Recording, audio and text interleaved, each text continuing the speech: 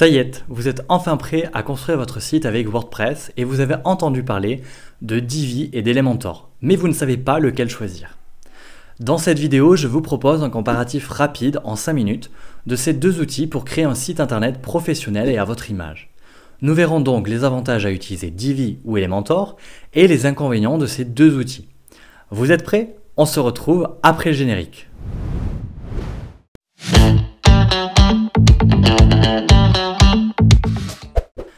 Bonjour, je m'appelle Vincent Verdier, je suis le fondateur de Formation Winnet, une école en ligne pour les entrepreneurs.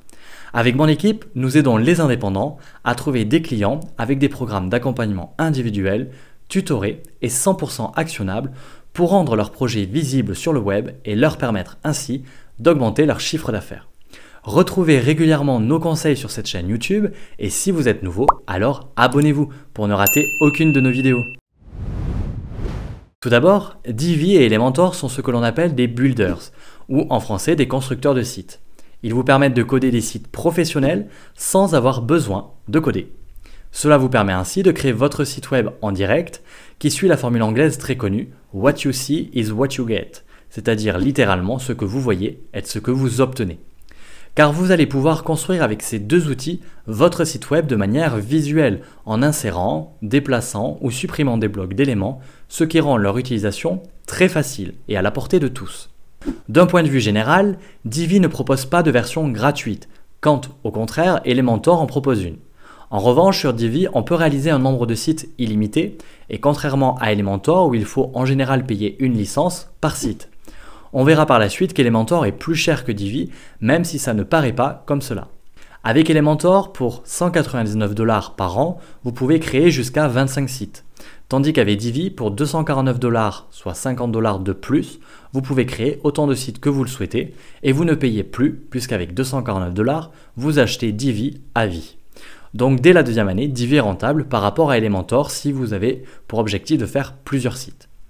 Petite différence également, Divi est un thème qui embarque le constructeur, c'est donc tout inclus. Quant à Elementor, c'est une extension et par conséquent vous devez disposer d'un thème adapté et compatible pour l'utiliser pleinement. Concernant l'interface de ces deux outils, on est sur une interface assez similaire. Vous ajoutez des lignes dans lesquelles vous définissez le nombre de colonnes, puis dans vos colonnes, vous ajoutez des modules. Concernant les modules à votre disposition sur Divi, vous avez accès à tous les modules comme une zone de texte, une image, vidéo, formulaire de contact, etc. Sur Elementor, avec la version gratuite, vous n'avez qu'une sélection limitée de modules, mais par exemple, le module de formulaire nécessite la licence Pro d'Elementor. Concernant l'ergonomie d'interface entre Divi et Elementor, on peut noter qu'Elementor est plus souvent rapide que Divi, qui parfois peut présenter quelques ralentissements quand on construit une page, ce qui peut être ennuyeux. En revanche, il est plus simple de basculer du mode construction au mode page dans Divi en comparaison à Elementor. Tout comme l'importation de modèles, la duplication de modèles est plus simple sur Divi que sur Elementor. Petit focus sur le prix, donc attention sur le long terme, Divi est moins cher qu'Elementor. Et normalement, si vous faites un site, il a vocation à durer dans le temps. En effet, si vous prenez la licence à vie de Divi qui coûte 249 $, si je lise ça, je dirais sur 5 ans, Divi vous coûtera à peu près 49 $ par an. Quant à Elementor qui propose une licence pour un seul site à 49 $ par an, vous paierez ce montant chaque année. Donc au-delà de 5 ans, Divi est largement rentabilisé en comparaison d'Elementor qui continuera à vous coûter 49 $ chaque année. En définitive, je dirais qu'Elementor et Divi se valent à 50-50 puisque vous pourrez faire certaines choses dans Divi que vous ne pourrez pas faire dans Elementor et inversement. Elementor s'est grandement amélioré depuis quelques années. Personnellement, j'apprécie plus Divi pour sa simplicité et sa facilité de prise en main. Je dirais donc que vous allez choisir entre les deux suivant vos facilités à prendre en main l'un plutôt que l'autre. Les inconvénients d'Elementor, c'est que vous avez plein de choses non incluses et que ça peut parfois être assez agaçant. Au contraire, Divi, lui, revient moins cher sur la durée et a tout d'inclus dès le début, donc vous pouvez plus rapidement vous concentrer sur la création de votre site. Vous pouvez essayer les deux gratuitement. En effet, Divi propose une garantie de 30 jours. Une fois les licences achetées, vous disposez de 30 jours pour demander le remboursement si vous n'êtes pas satisfait. Cela fonctionne très bien et ils sont très réactifs, donc vous ne prenez vraiment aucun risque. Quant à Elementor, la version gratuite est disponible en téléchargement, mais présente des fonctionnalités limitées.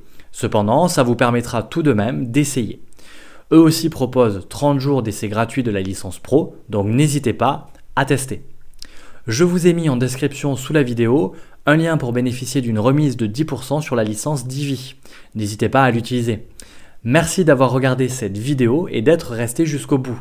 J'espère que vous avez apprécié cette vidéo et que vous arrivez à mieux comparer ces deux outils. Sachez également que nous proposons une formation professionnelle sur Divi et Elementor, puisque notre formation la création de sites vous apprend à utiliser ces deux outils.